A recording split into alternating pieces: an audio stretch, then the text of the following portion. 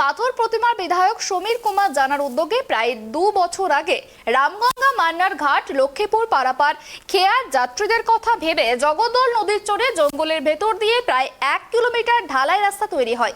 নদীর চরে জঙ্গলের ভেতর দিয়ে 1 কিলোমিটার ঢালাই রাস্তার ওপরে আলোর ব্যবস্থা এখনো না হওয়ায় চরম সমস্যায় নৌকা যাত্রীরা।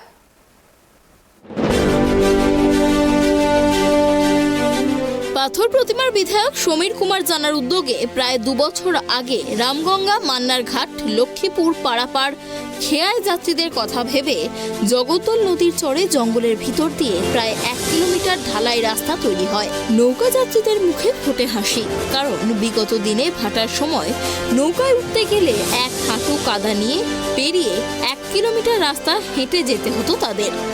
দুর্ভোগের শেষ ছিল না। পাথর প্রতিমার 3টি গ্রাম পঞ্চায়েতে প্রতিদিনই নৌকায় প্রায় 2000 মানুষ পারাপার করে। বিডিও অফিস, পঞ্চায়েত সমিতির অফিস, পাথর প্রতিমা হাসপাতাল, বিএলআরও অফিস, কাকদ্বীপ আদালত সহ বিভিন্ন জরুরি জায়গায় যেতে গেলে এই খেয়াঘাটি একমাত্র উপায়। বারবার জানাবার পর শেষ পর্যন্ত বিধায়কের উদ্যোগে তৈরি হয় ঢালাই রাস্তা। এমনকি রাস্তার উপরেও বসে বেশ কিছু সোলার লাইট, কিন্তু প্রাকৃতিক বিপর্যয়ে সেই সমস্ত লাইট সম্পূর্ণ নষ্ট হয়ে যায়। অন্ধকারাচ্ছন্ন হয়ে পড়ে জঙ্গলের রাস্তা। এখনো পর্যন্ত সেই লাইট কোনো মেরামত না হওয়ায় ক্ষোভ যাত্রীদের। এমনকি ঢালাই রাস্তা চওড়া বেশি না হওয়ায় এই 1 কিলোমিটার যাত্রীদের পায়ে হেঁটে নৌকা ধরতে হয়। কোনো ভ্যান, রিক্সা বা টোটো খেয়াঘাটে যেতে পারে না। বিধায়কের কাছে এলাকাবাসীর দাবি, অতি সত্বর এই রাস্তা চওড়া করা হোক এবং আলোর ব্যবস্থা করা হোক। অসুবিধা বলতে রাস্তাটা একটু সরু মতো, বাইকটাই নিয়ে যেতে হয়তো লোকেদের কষ্ট হয়। একটু যদি চওড়া হতো বা লাইটের ব্যবস্থা, লাইটটা হলে অনেক পাবলিকের জনসাধারণের। আগে কিভাবে যাতায়াত করতেন?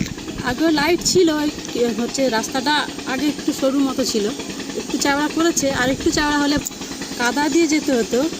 বিধায়ক এটা করেছে, এই রাস্তাটা বিধায়ক করেছে, তো আর একটু চওড়া হলে ভালো হতো। এখন কি দাবি লাইট? হ্যাঁ, লাইট।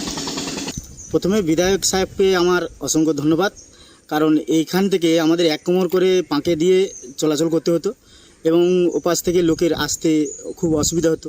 এই ঢালাই রাস্তা করার জন্য প্রতিটি মানুষের খুব সুবিধা হয়েছে, কারণ 1 কোমর করে হোড় ঘেটে যেতে হতো। কিন্তু এই রাস্তাটা একটু সরু হয়ে গেছে, একটা সাইকেল গেলে একটা মানুষ সাইড দিয়ে যেতে পারছে না, খুব অসুবিধা হচ্ছে, কেউ পাঁকে পড়ে যাচ্ছে। আমার বক্তব্য হচ্ছে রাস্তাটা একটু চওড়া হলে ভালো হতো। আর তারপরে এই ইটের রাস্তাটা যদি একটু চওড়া করে ঢালাই করা যায়, ও পাশ থেকে রুগী টুগি এলে আমরা নিয়ে যেতে পারি না, খুব অসুবিধা হয়। ওনারা আমাদের কাছে খুব অভিযোগ জানায়।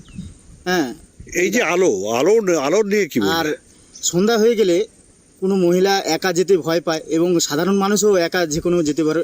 1 কিলোমিটার রাস্তা জঙ্গলের মধ্যে দিয়ে যেতে হয়, অন্ধকার। কিছুটা লাইট দিলে মনে হয় ভালো হতো, এটাই আমার বক্তব্য। যে লাইটগুলো ছিল ঝড়ে ভেঙে গেছে, ক্ষতি হয়ে গেছে, অনেকে চুরি করে নিয়ে চলে গেছে। ওই জন্য সেই লাইটগুলো না থাকা অসুবিধা হচ্ছে। হ্যাঁ, এখন যাত্রীদের দাবি মেনে কবে রাস্তায় আলোর ব্যবস্থা হয় সেদিকেই তাকিয়ে নিত্যযাত্রীরা। দক্ষিণ 24 পরগনা থেকে গোপাল শীলের রিপোর্ট, ট্রাইব টিভি।